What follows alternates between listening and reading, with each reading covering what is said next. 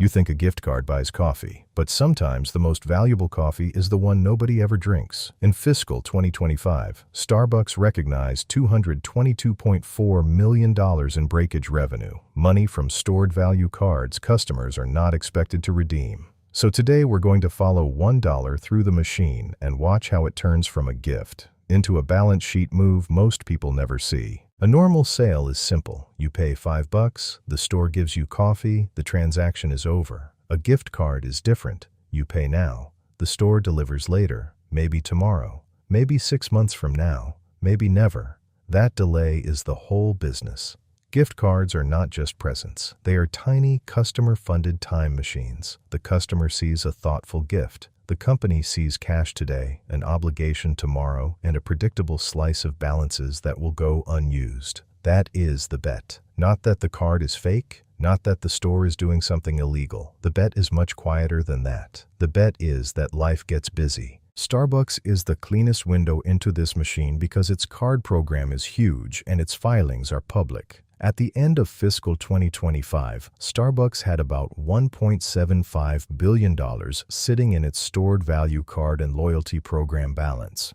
That number is not all the same thing. It includes unredeemed card value and unredeemed stars from the loyalty program. But either way, it represents the same basic promise. Starbucks is carrying an obligation tied to something customers can use later. Here is the accounting move most people miss. When you load a card, Starbucks does not immediately call that money a drink sale. It records a liability, in plain English, an IOU. The official term is deferred revenue. That sounds boring, which is why it works so beautifully. Deferred revenue just means we got paid, but we have not finished earning it yet. And the scale is not small. In fiscal 2025, Starbucks deferred about $15.2 billion from card activations, reloads, and stars earned. It also recognized about $15.2 billion as people redeemed cards, used stars, and as breakage was recognized. That is the first hidden idea. The gift card is not just a payment method. It is a rolling river of customer-funded IOUs.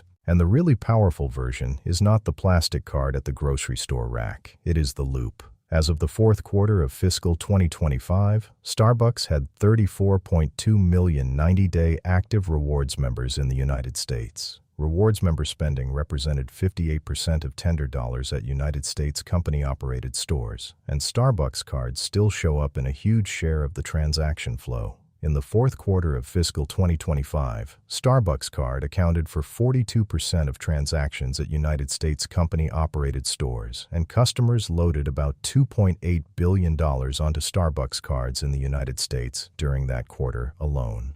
This is why the card is more than a card. It becomes a habit rail. Load money, earn rewards, come back, reload.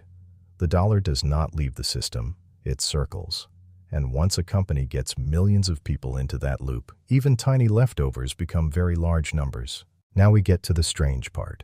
Some balances are too small to care about. Some cards are lost. Some people move on.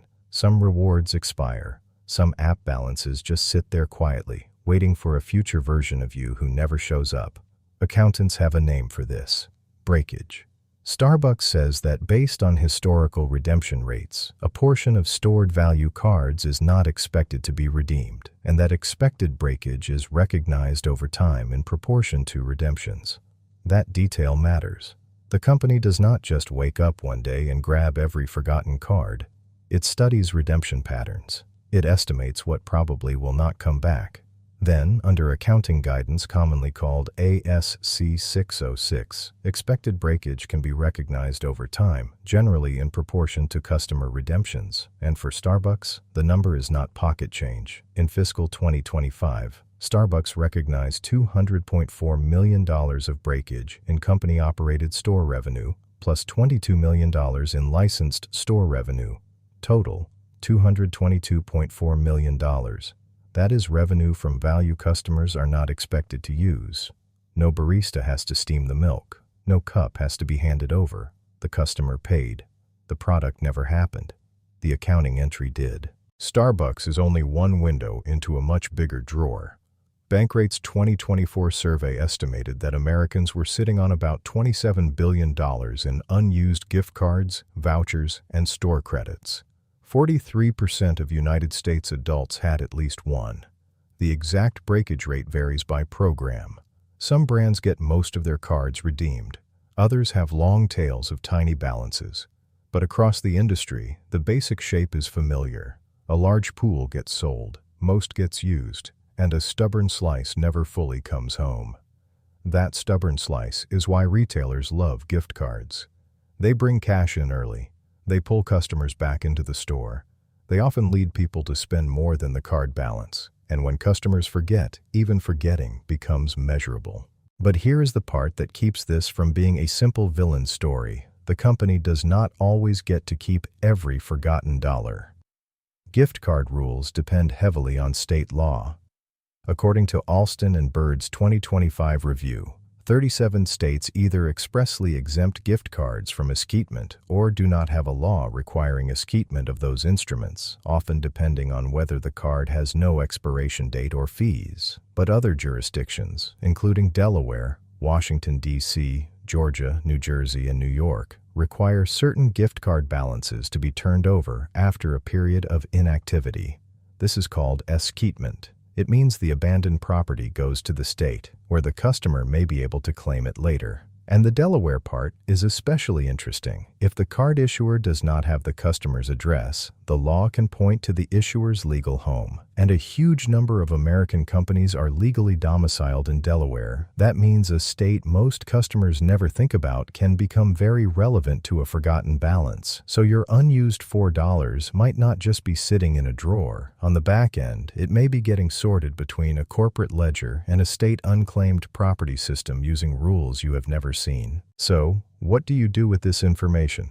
First, treat a gift card like cash with a memory problem. If you get one, use it early, before it becomes furniture in your wallet. Second, when a balance gets tiny, check your state's cash-out rule. In Oregon, for example, most gift cards with less than $5 remaining can be redeemed for cash after at least one purchase. In California, the cash-out threshold increased to less than $15 effective April 1st, 2026. Rules vary by state, card type, and exceptions, so do not assume the same threshold applies everywhere.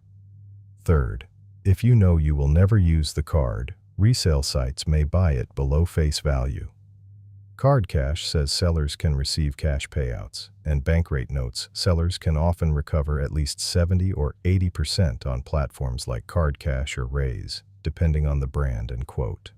Not perfect, but $22 in your bank account beats $30 performing a long, silent disappearing act in a drawer. And if you live in a state where unclaimed balances may be turned over, check the official Unclaimed Property System. NAUPA links to official state searches and says most states participate in missingmoney.com, a free multi-state search tool. The point is not that gift cards are evil. The point is that the system works best when you stop paying attention. So pay attention. Final receipt.